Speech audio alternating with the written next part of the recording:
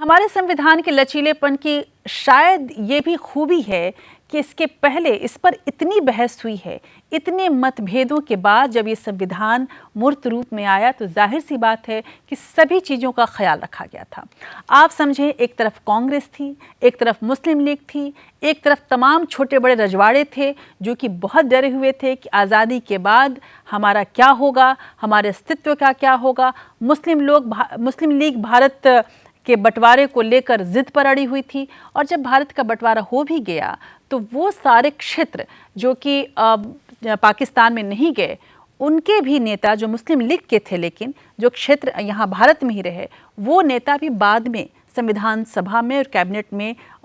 शामिल हुए, संसद में शामिल हुए। जाहिर सी बात है कि उनके अंदर भी कई अंतर विरोध थे, कई डर थे। उन तमाम डरों का ख्याल रखा गया हमारे संविधान में भी और उन तमाम वर्गों का भी ख्याल रखा गया जो वंचित थे। महात्मा गांधी से जब पूछा गया था कि आप संविधान में क्या चाहते हैं,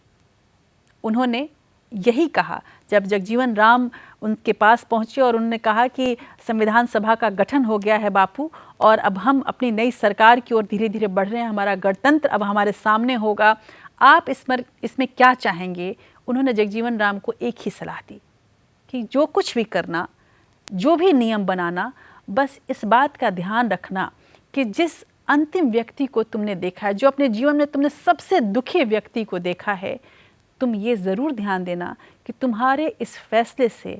उस दुखी व्यक्ति का क्या लाभ हो सकता है, उस दुखी व्यक्ति को कैसे राहत मिल सकती है। और केवल जगजीवन राम ने ही नहीं, बल्कि हमारे देश के तमाम नेताओं ने जब संविधान का निर्माण वो कर रहे थे, इस बात का ख्याल रखा। और इसीलिए भारत का संविधान सबसे सशक्त संविधान पूरे विश्व में माना जाता है।